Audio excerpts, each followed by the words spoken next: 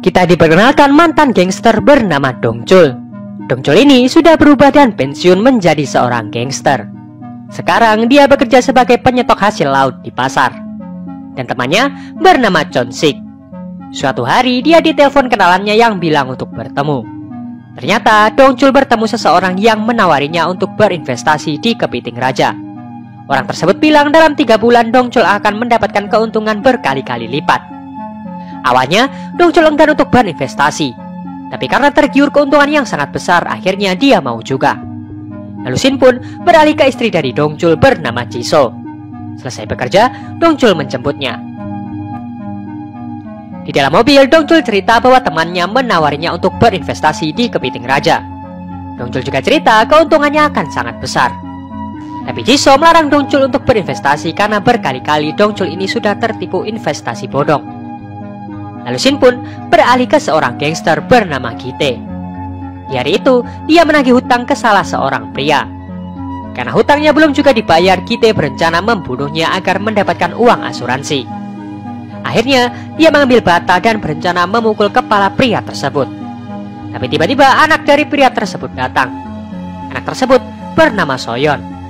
Melihat Soyeon yang cantik, Gite mengurungkan niatnya untuk membunuhnya. Jadi, Gite cuma menyayat pergelangan tangan pria tersebut supaya dia tidak macam-macam. Lalu, Gite menculik Soyeon dan pergi dari sana. Di tengah jalan, Gite meminta rokok ke anak buahnya. Nah, karena hal itu, mobil yang ditumpangi Gite menabrak mobil Dongchul. Dongchul langsung turun dari mobilnya dan menghampiri mobil Gite. Gite langsung menyembunyikan Soyeon. Lalu, anak buahnya membuka sedikit kaca dan memberi Dongchul kartu nama. Dongchul lalu meminta mereka untuk turun dan melihat kerusakan mobilnya. Tapi anak buah Gite langsung menyodorkan beberapa uang. Dongchul pun menolak uang tersebut dan meminta anak buah Gite untuk melihat kerusakan mobilnya lagi. Anak buah Gite yang marah langsung melemparkan uang tersebut ke arah Dongchul. Jisoo yang melihat hal tersebut langsung turun dari mobilnya dan marah-marah. Dia mengancam akan melapor ke polisi. Gite yang mendengar hal itu langsung turun dari mobilnya dan menendang anak buahnya. Dia juga memukulinya berkali-kali dan meminta anak buahnya untuk meminta maaf karena tidak sopan. Setelah anak buahnya meminta maaf, Dongchul dan Jisoo kembali ke mobilnya. 1 bulan kemudian, tidak ada kabar tentang kapal yang membawa kepiting raja sesuai yang dijanjikan. Chonsik merasa bahwa Dongchul sudah tertipu lagi. Tiba-tiba, temannya yang merekomendasikan investasi tersebut menelpon. Dia bilang kapal tersebut sedang ada di Cina dan sedang disita karena masalah diplomatik. Shin pun beralih ke Jisoo yang sedang berada di firma hukum. Karena memiliki beberapa hutang, ada kemungkinan rumah mereka akan disita. Saat Jisoo keluar dari firma hukum tersebut, terlihat dia sedang diawasi oleh seorang pria. Malam harinya, Dongchul mengajak Jisoo untuk makan di restoran mewah. Jisoo cerita rumah mereka akan disita. Dongchul bilang dia akan menyelesaikan masalah tersebut. Dan akhirnya, Dongchul mulai jujur bahwa dia baru saja tertipu investasi kepiting raja. Dia meminjam $100.000 untuk investasi tersebut. Jisoo langsung marah ke Dongchul, tapi Dongchul meminta Jisoo untuk tetap tenang dan menikmati makanannya. Lalu Dongchul pun mengambil roti ulang tahun. Tapi saat dia kembali, Jisoo ternyata sudah pulang duluan. Berkali-kali Dongchul menelponnya, tapi Jisoo masih tetap marah. Saat di rumah, Jisoo merasa kasihan ke Dongchul. Jadi, dia menghubungi Dongchul untuk cepat pulang. Tiba-tiba, bel rumahnya berbunyi. Tapi saat dilihat, ternyata ada sosok misterius yang memaksa masuk. Jisoo pun langsung kabur ke kamarnya dan mengunci pintu. Tapi ternyata, orang misterius tersebut memecahkan kaca jendela. Lalu, mulai membekap Jisoo. Ternyata mereka berdua anak buah dari Gite yang akan menculik Jisoo. Beberapa saat kemudian Dongchul pulang ke rumahnya. Tapi dia bingung karena Jisoo tidak ada di sana, apalagi rumah dalam keadaan berantakan. Dongchul pun berusaha menemukan Jisoo, tapi dia tidak mendapatkan petunjuk apapun. Akhirnya Dongchul melapor ke polisi, tapi polisi cuma menemukan rekaman CCTV sebelum kejadian. Karena CCTV tersebut sudah diputus, tapi polisi mendapatkan petunjuk mobil pelaku. Dongchul pun akhirnya keluar dari kantor polisi. Tiba-tiba dia ditelepon oleh Gite. Ia mengancam akan membunuh Jisoo kalau Dongchul tetap ke kantor polisi. Lalu Kite meminta Dongchul pergi ke restoran belut. Ternyata di sana mejanya sudah dipesan atas nama Dongchul. Lalu ada sebuah tas di meja tersebut. Dari kejauhan, Chon-sik mengawasi Dongchul. Setelah 1 jam menunggu, Kite menelpon Dongchul. Kite meminta Dongchul membuka isi tasnya. Dan setelah dibuka, isinya uang. Nah, Kite meminta Dongchul untuk menukarkan istrinya dengan uang tersebut karena Kite tertarik dengan Jisoo. Kite meminta Dongchul memikirkan penawarannya. Sebelum menutup teleponnya, Kite bilang kenapa Dongchul tidak datang sendiri. Dongchul yang sadar langsung berteriak ke Chon-sik untuk mengejar mobil yang baru saja keluar. Tapi ternyata mereka salah orang.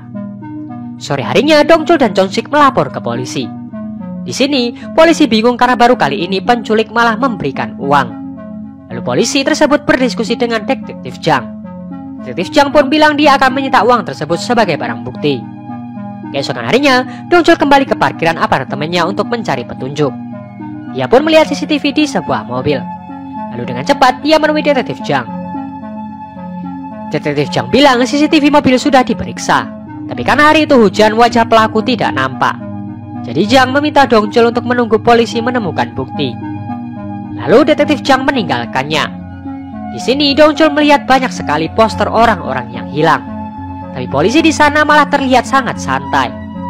Karena polisi yang tidak segera bertindak, akhirnya Dongchul pun memutuskan bergerak sendiri. Pertama, dia pergi ke Federasi Perdagangan Perikanan untuk meminta gajinya yang belum dibayar. Tapi Dongchul malah diusir. Dongchul yang marah akhirnya melumpuhkan beberapa orang di sana. Akhirnya, dia mendapatkan uangnya. Lalu Dongchul menemui teman dari Chon-sik, sebut saja Kim, untuk meminta bantuan. Dengan semua uang yang dia punya, dia meminta Kim menemukan petunjuk penculiknya. Singkat cerita, Kim menemukan mobil pelaku yang ada di tempat sitaan. Setelah diselidiki, akhirnya Kim menemukan alamat pemilik plat nomor atas nama Choi. Dan dengan cepat, mereka pergi ke sana. Di sana, Choi cerita bahwa plat nomor miliknya dijual ke salah satu orang. Lalu Choi menunjukkan di mana dia menjual plat nomornya. Ternyata Choi menjual plat nomornya di sebuah tempat judi tersembunyi. Tapi saat di sana, mereka bertiga tidak disambut dengan baik dan malah diusir. Dongchul pun langsung menghajar mereka semua seorang diri. Setelah berhasil dikalahkan, akhirnya dia mendapatkan data orang yang membeli plat mobil Choi. Sebelum pergi, Kim takjub dengan kemampuan Dongchul. Lalu Chon-sik cerita bahwa dulu Dongchul mantan gangster. Dia pernah membantai banyak orang sendirian di sebuah hotel, bahkan beritanya sampai masuk di TV.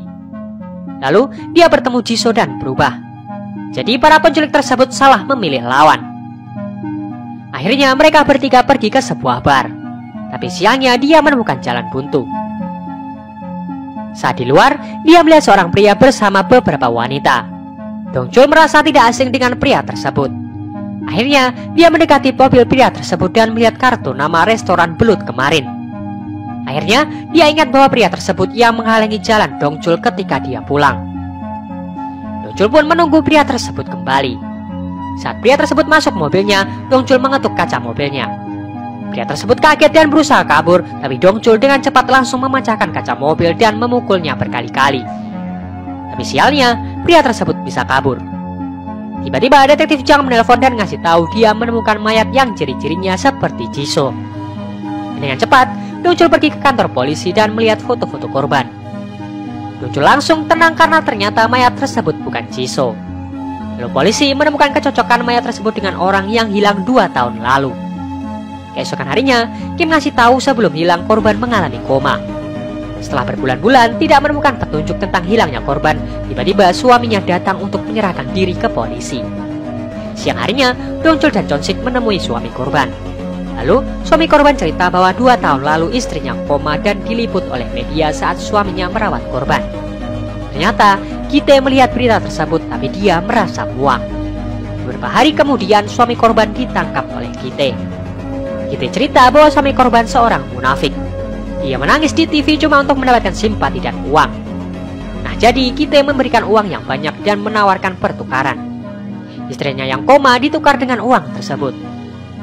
Ia menyesal karena waktu itu dia memilih uang. Sebelum pergi, suami korban ngasih beberapa petunjuk yang dia temukan tentang kelompok perdagangan manusia. Di mobil, Dongchul melihat-lihat isi amplopnya dan menemukan kartu nama perusahaan peminjaman yang sama seperti yang dia punya. Tiba-tiba, suami korban jatuh dari lantai atas dan meninggal tepat di sebelahnya. Dongchul langsung menuju ke perusahaan peminjaman dana tersebut dan ingat orang yang menabraknya 1 bulan yang lalu. Dongchul langsung memaksanya memberikan petunjuk soal istrinya yang diculik.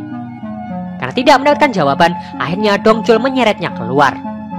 Di sisi lain, Ki-tae mengetahui kalau salah satu anak buahnya ditangkap oleh Dongchul. Sementara itu, Dongchul yang selesai menghajar anak buah Ki-tae memeriksa isi dompetnya. Tapi tidak menemukan petunjuk sama sekali. Tiba-tiba Ki-tae menelpon anak buahnya dan diangkat oleh Dongchul. Ki-tae meminta Dongchul untuk membunuh anak buahnya, kalau tidak Jisoo yang akan dia bunuh. Ki-tae tidak main-main dengan perkataannya dan langsung memperlihatkan saat dia menenggelamkan Jisoo di kolam. Dongchul langsung mengambil kabel dan membunuh anak buah Ki-tae. Lalu Ki-tae bilang kalau uangnya dikembalikan dia akan melepaskan Jisoo. Lalu Ki-tae menutup teleponnya. Dongchul langsung menampar anak buah Ki-tae agar dia sadar dari pingsannya. Jadi tadi Dongchul cuma membuatnya pingsan, tidak benar-benar membunuhnya. Anak buah Ki-tae ini lalu cerita bahwa Ki-tae menculik wanita-wanita yang tidak bisa membayar pinjaman atau menukarnya dengan uang.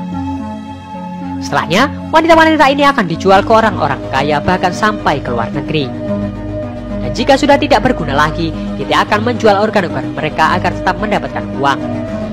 Dongchul pun berpikir dan akan mengikuti kemauan Ki-tae. Tapi masalahnya, uang milik Ki-tae ada di kantor polisi. Kim bilang Dongchul tidak perlu khawatir karena dia yang akan mengambil uang tersebut. Lalu, mereka bertiga pergi ke kantor polisi. Kim menyamar sebagai seorang jaksa dan dengan mudah masuk ke kantor polisi.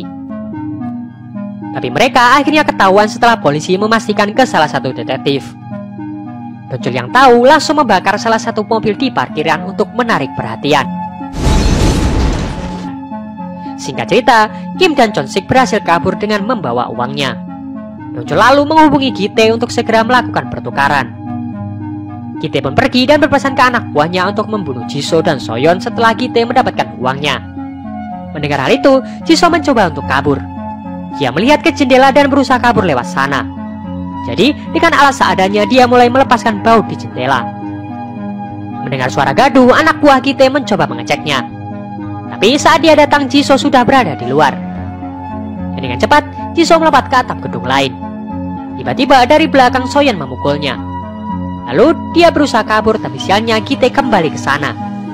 Di sisi lain, Jisoo menuju ke kantor polisi, tapi karena ada perbaikan jalan, dia memutuskan berlari ke sana.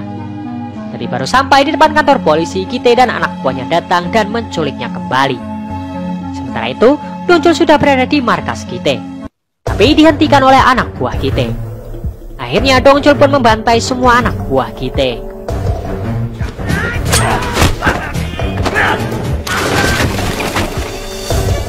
Di sisi lain, Chon-sik dan Kim yang berada di luar melihat anak buah Ki-tae yang lain sedang memindahkan wanita-wanita dengan mobil. Mereka berdua langsung menghajar anak buah Ki-tae. Tapi sialnya Jisoo tidak ada di sana. Beberapa saat kemudian polisi datang dan menangkap semua anak buah Ki-tae. Sementara Dongchul pergi dari sana untuk mencari Jisoo. Tapi di tengah jalan, dia bertemu dengan Ki-tae. Ki-tae yang tahu langsung berusaha kabur. Dongchul juga langsung mengikutinya. Dongchul mencoba menabrak mobil Ki-tae, tapi dia berhasil kabur. Dongchul pun menyalip mobil Ki-tae dan berusaha menghentikannya dengan menginjak rem. Tapi lagi-lagi, dia tidak berhasil. Dongchul pun mencoba kembali, tapi sialnya mobilnya malah terbalik. Ki-tae yang tahu kalau Dongchul gak akan mati semudah itu langsung mengeluarkan kapaknya dan mengamuk. Tapi Dongchul dengan santainya menarik Ki-tae ke dalam mobil dan menghajarnya. Berkali-kali Ki-tae meminta ampun, tapi Dongchul tetap menghajarnya sampai dia pingsan. Akhirnya Dongchul bisa menyelamatkan istrinya.